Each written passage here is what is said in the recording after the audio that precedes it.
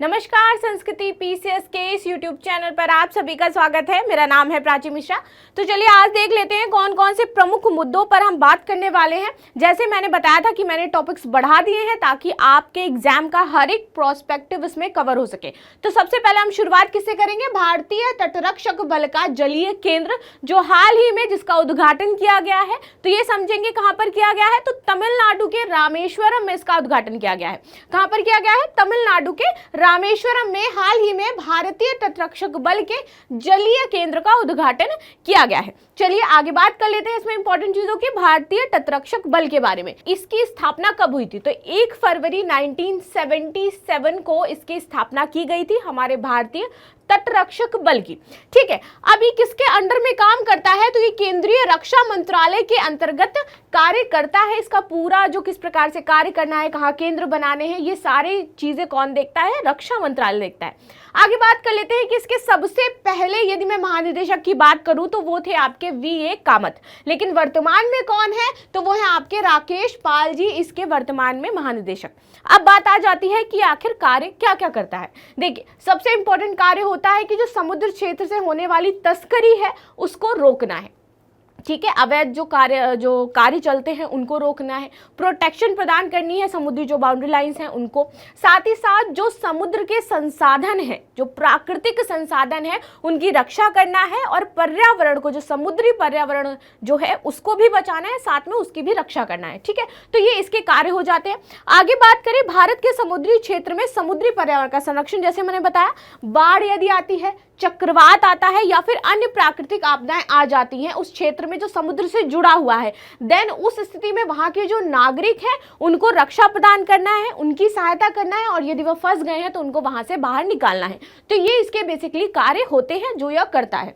चलिए आगे बात कर लेते हैं हम, इसका आदर्श वाक्य क्या है? तो इसका आदर्श वाक्य हो जाता है वयम रक्षामः। ठीक है, तो इसका आदर्श वाक्य जैसे मैंने बताया उसमें लिखा है ऑलरेडी कि क्या है? वयम रक्षामः। ठीक है, रक्षा करनी है।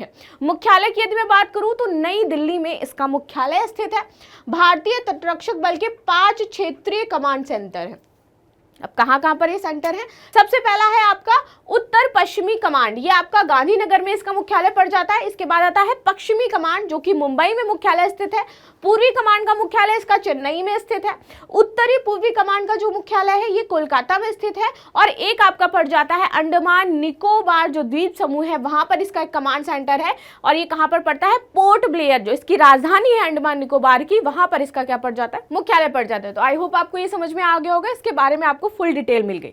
चलिए अब आगे बात कर लेते हैं नेक्स्ट कि सियरा लियोन में क्या है? राष्ट्रीय आपातकाल घोषित कर दिया गया है। ठीक है, रीजन क्या था सियरा लियोन में राष्ट्रीय आपातकाल घोषित करने का? तो जो यहाँ के राष्ट्रपति हैं उनका नाम है जूलियस मांडा बायो। ठीक है, इन्होंने यहाँ पर राष्ट्रीय आपातकाल इसलिए घोषित किया क्योंकि यहाँ पे एक दवा है जो कि क्या है? एक सिंथेटिक दवा है। दवा का नाम है कुश। ये दवा यहाँ के लोगों को क्या कर रही है? नुकसान कर रही है, लोग इससे ग्रसित हो रहे हैं और ज्यादा एक बहुत बड़ी मात्रा में बीमार पड़ते जा रहे हैं। तो इसी को देखते हुए और दवा के रोकथाम के लिए यहाँ पर आपातकाल की घोषणा कर दी गई है। ठीक है, तो यही कारण है, क्योंकि कई बार ऐसा होता है ना, अभी हमने देखा कोविड आया, तो कोविड ऐसा था कि हर जगह आपने देखा लॉकडाउन लग गया, सारी चीजें बंद हो गई। वैसे ही यहाँ पे हुआ कि यहाँ पे सैकड़ों लोग सिर्फ एक दवा की वजह से, जो कि एक दवा का प्रयोग कर रहे थे, इसके लिए यहाँ पर क्या है? आपातकाल की घोषणा कर दी गई। ठीक है, मादक द्रव्यों के सेवन पर राष्ट्रीय आपातकाल की घोषणा यहाँ पर की गई है, जिसके कारण सियरा के जो अनेकों लोग हैं वहां पर उनकी मृत्यु हो रही है और वो बीमार पड़ रहे हैं। चलिए आगे बात कर लेते हैं सियरा के बारे में। तो ये एक पश्चिमी अफ्रीकन देश है और इसकी राजधानी आपकी फ्री टाउन है। ठीक है, बात मैप में देख लेते हैं इसकी। तो यदि ये देखो, ये आपको दिख रहा होगा सियरा लियोन। पूर्व में यदि बात करूं तो इसकी जो सीमा बाउंड्री टच होती है वो गिनी से टच होती है। वहीं यदि मैं बात करूं पश्चिम में तो इसकी जो बाउंड्री टच होती है वो होती है आपकी नॉर्थ अटलांटिक ओशियन से। वहीं यदि मैं बात करूं दक्षिण में इसकी बाउंड्री किससे टच होती है? लाइबेरिया से। ठीक है, तो यहाँ पर आपने देखा कि इसकी कौन कौन सी बाउंड्री लाइंस है। आगे बात कर लेते हैं इसकी सीमा, जैसे मैंने बताया यहाँ पर टच होती है। अब देखते हैं आगे यहाँ पर और कौन सी महत्वपूर्ण चीजें हैं। फ्री टाउन दुनिया का सबसे बड़ा प्राकृतिक बंदरगाह है, जो कि इसकी क्या है? राजधानी भी है। मुद्रा यहाँ यहाँ पर क्या चलती है, लियोन चलती है।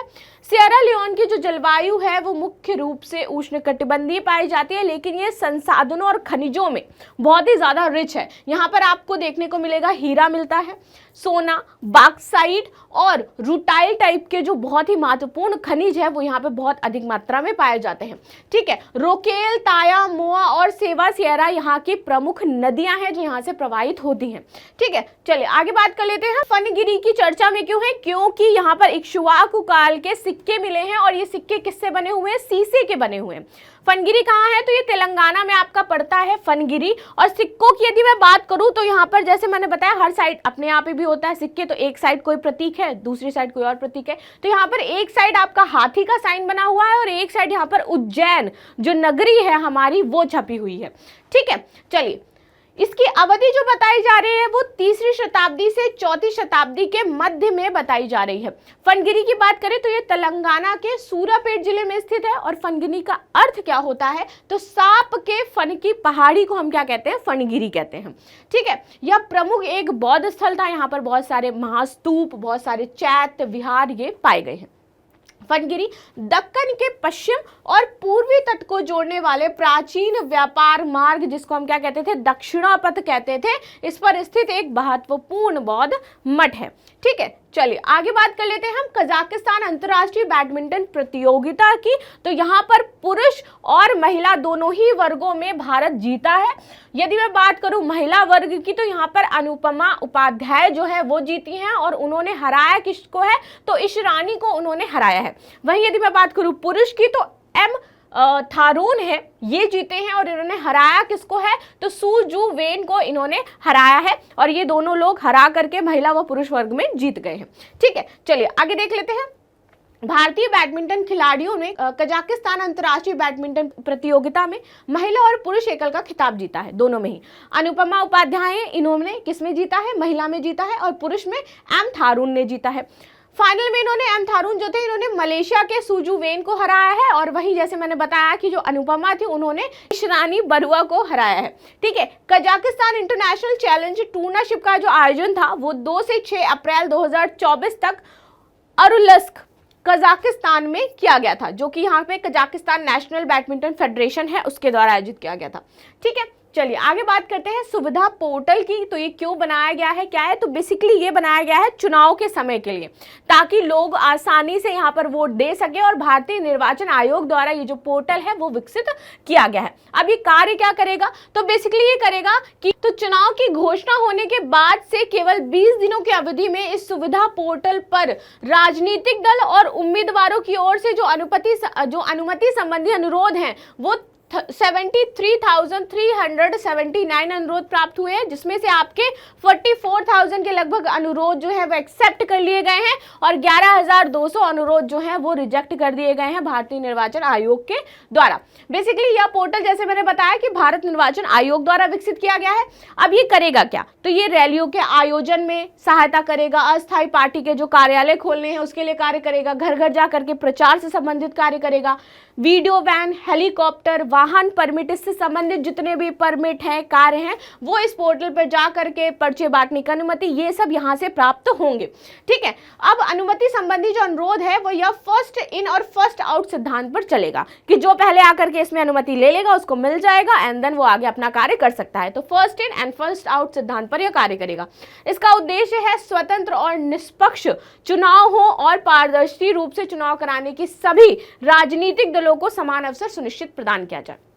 ठीक है, यह चुनाव के दौरान राजनीतिक दलों और उम्मीदवारों से प्राप्त जो अनुमति है, सुविधा है और अनुरोध है तथा उन पर जो कार्रवाई कर रही है उनकी प्रक्रिया हेतु सुव्यवस्थित किया गया है कि जिनको भी चाहिए कि हमें रैली करवानी है तो उसके लिए आप यहाँ से परमिशन लो, जिसको भी चाहिए कि मुझे यहाँ प्रचार करवाना है, पर्चे बांटने, तो पहले आप यहाँ से परमिशन लो, देन उसके बाद अपने कार्य सुचारू रूप से कर सकते हो। इससे चुनाव प्रक्रिया और अधिक सुगम व पारदर्शी बन जाएगी, ऑफकोर्स बन जाएगी। जब इस पोर्टल पर सारे राजनीतिक दल अपना जो ऑथेंटिकेशन है रजिस्टर करेंगे, देन यहाँ पर क्या होगा कि हमें पता होगा कि कौन सा कार्य कहाँ पर हो रहा है। इससे ये नहीं हो पाएगा कि हम क्या है शराब बांट रहे हैं, कहीं पर हम पैसे बांट रहे हैं, तो ये सारी चीज़ें जो है वो इससे खत्म हो जाएंगी, समाप्त हो जाएंगी और पारदर्शिता आ जाएगी चुनाव में।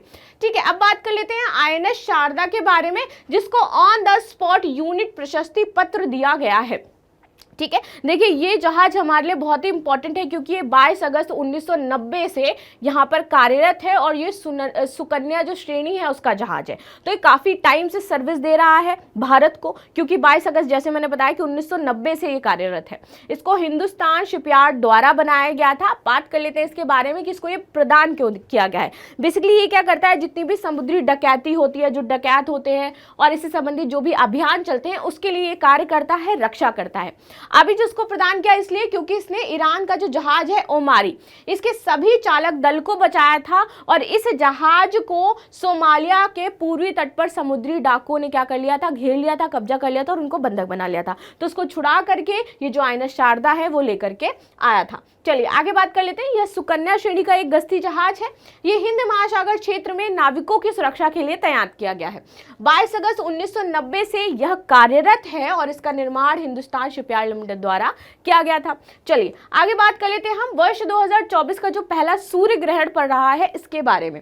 ठीक है, तो 8 अप्रैल को वर्ष 2024 का पहला पूर्ण सूर्य ग्रहण पड़ेगा और यह सूर्य ग्रहण को great north American solar eclipse का नाम दिया गया है। ठीक है, यह मैक्सिको, संयुक्त राज्य अमेरिका और कनाडा में नजर आएगा, भारत में नजर नहीं आएगा, सबसे पहले मैं बता देती हूँ। ठीक है, चलिए आगे बात करते हैं सूर्य ग्रहण की। यह कब होता है, तो यह तब होता है जब सूर्य, चंद्रमा और पृथ्वी एक सीधी रेखा में होते हैं, तब सूर्य, चंद्रमा व पृथ्वी के बीच आ जाता है। क्या करता है कि जो चंद्रमा होता है वह सूर्य व पृथ्वी के मध्य आ जाता है, तभी हम इसको क्या है, सूर्य ग्रहण का जो नाम है वो दिया जाता है।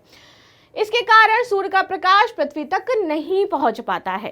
ठीक है, तो अब आपको समझ में आ गया होगा कि कैसे सूर्य ग्रहण होता है। चलिए अब बात कर लेते हैं सूर्य ग्रहण के प्रकार कौन कौन से होते हैं। जैसे मैंने अभी नाम लिया कि ये पूर्ण सूर्य ग्रहण है, तो और इसके प्रकार है कि एक पूर्ण होता है, एक आंशिक होता है, एक वलयाकार जो सूर्य ग्रहण है वो आपका होता है। इसमें चंद्रमा व सूर्य की पूरी सतह को ढक लेता है। जो चंद्रमा होता है सूर्य की पूरी सतह ढक लेता है। अब आंशिक में इसमें सूर्य का सिर्फ कुछ अंक ही, जो अंश होता है वो पृथ्वी पर दिखाई देता है, बाकी चंद्रमा के द्वारा क्या कर लिया जाता है, ढक लिया जाता है। वलयाकार में इसमें चंद्रमा सूर्य के केवल मध्य भाग को ही ढक पाता है और यह तब होता है जब चंद्रमा पृथ्वी के अधिक दूर रहते हुए पृथ्वी व सूर्य के बीच में आ जाता है। ठीक है, दूरी यहाँ पर क्या होती है, ज्यादा हो जाती है।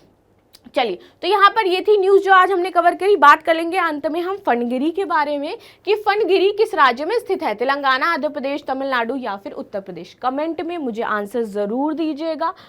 अपने जो भी क्वेरी होती हैं मुझे बताइएगा, मैं सबके कमेंट पर्सनली पढ़ती हूँ, जो प्रॉब्लम्स होती हैं उनको रिप्लाई भी करती हूँ। कई बार आप लोग कहते हो कि जो ये करंट अफेयर है ये हमारे लिए बहुत इंपॉर्टेंट नहीं है, थोड़ा पैटर्न चेंज करिए, तो मैं उस पर भी ध्यान देती हूँ। मैं इसको और अच्छा कर पाऊँगी यदि आप मुझे और अपनी जो कि इसमें क्या चेंज करना है, कैसे करना है, आप मुझे बता पाओगे, सजेशन दे पाओगे।